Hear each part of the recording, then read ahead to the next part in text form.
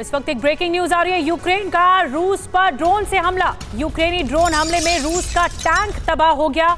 Ukraine के national guard ने यह हमला किया है।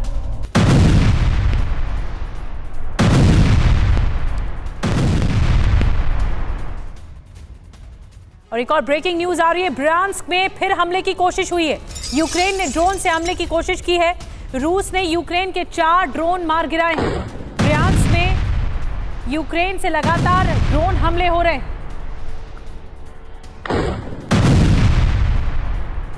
तो 4 ड्रोन मार गिराए गए हैं। रूस ने यूक्रेन के 4 ड्रोन मार गिरा दिए हैं। जवाबी कार्रवाई की है रूस ने।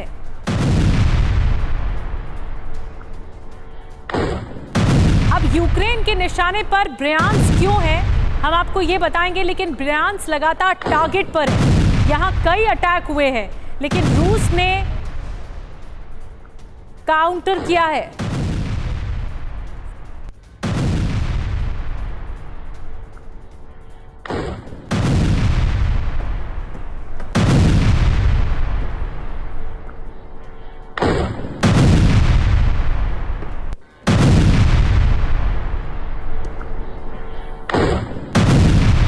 तो आइए अब आपको बताते हैं ब्रांस्क क्यों आखिर निशाने पर है, टारगेट पर क्यों है, यूक्रेन के टारगेट पर क्यों है। रूस का मैन्युफैक्चरिंग हब है। कई बड़ी फैक्ट्रियां और इंडस्ट्रीज यहां पर मौजूद हैं ब्रांस्क में। यहीं पर माइक्रोचिप फैक्ट्री भी है। चोनेहाइव और सूमी में हथियार भेजे जाते हैं यहीं से। इसीलिए ब्रांस्क जो है वो बहुत महत्वपूर्ण है। तभी यूक्रेन ने यहां पर टारगेट किया। ज़ेलेंस्की को यूक्रेन की हार साफ देखने भी लगी है। इसीलिए वो पुतिन की वायु शक्ति का मुकाबला करने के लिए अमेरिका और नेटो से लॉन्ग रेंज हथियारों की मांग कर रहे हैं। अमेरिका ज़ेलेंस्की को लॉन्ग रेंज हथियार देने को तैयार भी हो गया है। वहीं पुतिन की एयरफोर्स का सामना करने के लिए यूक्रेन को F-16 लड़ाकू विमान दिए जाने की बात भी चल रही है। लेकिन पुतिन ने भी ऐलान कर दिया है कि अगर यूक्रेन को F-16 लड़ाकू विमान और लॉन्ग रेंज हथियार दिए गए तो रूस तबाही मचा देगा।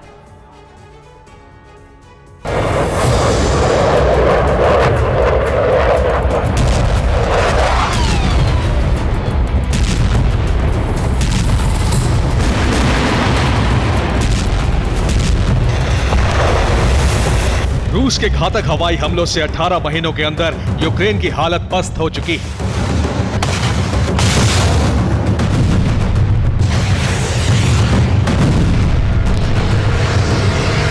रूसी एयर अटैक से घबराकर ज़ेलेंस्की अमेरिका और नेटो से लगातार गुहार लगा रहे हैं।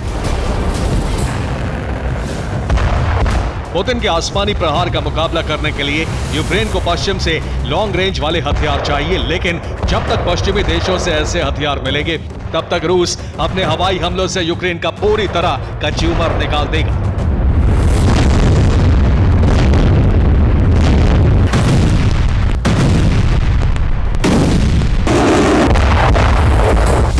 अब तो ज़ेलेंस्की ने भी मान लिया है कि जंग में उनकी हार होती जा रही है, क्योंकि रूस की एयरफोर्स का मुकाबला करने की ताकत उनके पास नहीं है। रूस के हवाई हमलों को लेकर अपनी जिस कमजोरी को ज़ेलेंस्की ने जाहिर किया वो पुतिन पहले से कह रहे हैं और यूक्रेन को बार बार आगाह भी करते रहे।